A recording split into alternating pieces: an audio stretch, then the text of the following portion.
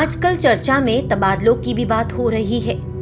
वैसे किसी आईएएस या आईपीएस ऑफिसर का तबादला होता है तो वो चर्चा का विषय नहीं बनता है, लेकिन कई बार कुछ ऑफिसर्स के ट्रांसफर सुर्खियों में छा जाते हैं। आजकल प्रभाकर चौधरी का नाम चर्चा में है, अशोक खेमका का नाम लोगों की जुबान पर चढ़ा हुआ है, संजीव चतुर्वेदी का नाम भी सभी को याद है। जब इस तरह अचानक किसी ऑफिसर का ट्रांसफर हो जाता है तो आम लोगों के मन में यही सवाल उठता है कि ईमानदारी की सजा मिली है, जैसा आजकल प्रभाकर चौधरी के लिए कहा जा रहा है।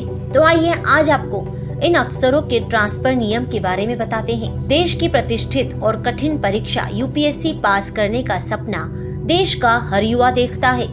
जो इस परीक्षा में पास हो जाता है वो खुद को किस्मत वाला समझता है। ऐसा समझना वाजिब भी है, क्योंकि इस कठिन परीक्षा को पास करने में मेहनत के साथ साथ किस्मत का भी बहुत बड़ा हाथ होता है। इस परीक्षा को पास करने के बाद ऊंचा ओहदा, नाम, शोहरत सब मिलता है, लेकिन तब क्या हो जब उस मेहनत के फल के बदले आपको अचानक से तबादला कर दिया जाए। आइए जानते हैं ट्रांसफर के नियमों के बारे में। ऑल इंडिया सर्विसेज 1969 नियम 7 के मुताबिक राज्य सरकार के अंडर काम करने वाले सिविल ऑफिसर्स पर केंद्र कोई भी एक्शन नहीं ले सकता है, जिसमें तबादले से संबंधित मामला भी शामिल है।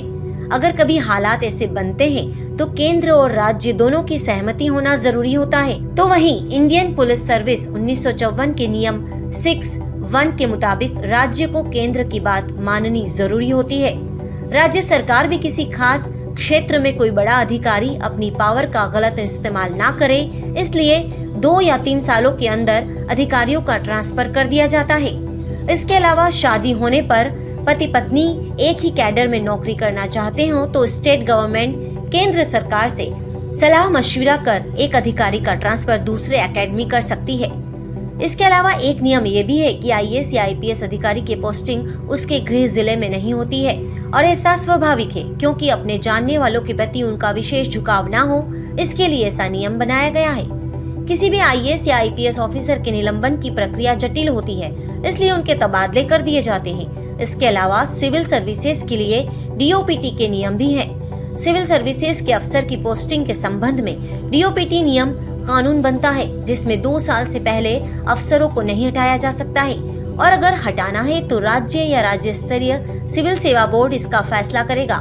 डीओपीटी ने ऐसा नियम इसलिए बनाया था ताकि राजनीतिक दबाव में कोई ट्रांसफर ना किया जाए। हालांकि फिर भी अफसरों के तबादले होते हैं और हो भी रहे हैं। जैसे कि देश में या किसी भी राज्य में सत्ता बदलती है तो पूरा का पूरा नौकरशाह भी बदल दिया जाता है। गौरतलब है कि साल 2012 में जब उत्तर प्रदेश में अखिलेश यादव की सरकार आई थी तो 279 आईएएस ऑफिसर्स के ट्रांसफर कर दिए गए थे।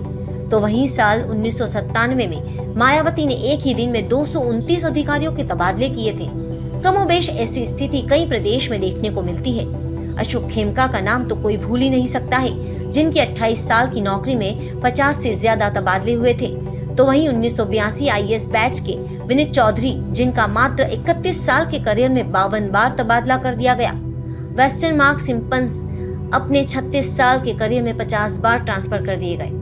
कई ऐसे अफसर हैं जिनके साथ तबादलों की रणनीति खेली गई है, और अब ऐसी भी खबरें आ रही हैं कि केंद्र सरकार जल्दी ही आईएएस कैडर नियम 1954 में संशोधन कर सकती है। इस संशोधन के प्रस्ताव के संबंध में राज्य सरकारों से केंद्रीय प्रतिनियुक्ति के लिए आईएएस अफसरों की लिस्ट भेजने के निर्देश भी दिए गए हैं। इस नए नियम के मुताबिक राज्य से अधिकारियों को केंद्र में बुलाने के लिए संबंधित राज्य सरकार से अनुमति लेने की जरूरत नहीं पड़ेगी। सरकार जब भी चाहे उस अधिकारी को केंद्र में जिम्मेदारी दे सकती है। हालांकि सरकार के प्रस्ताव का पश्चिम बंगाल, केरल, तमिलनाडु और महाराष्ट्र सरकार ने लिखित तौर से विरोध जता दिया है।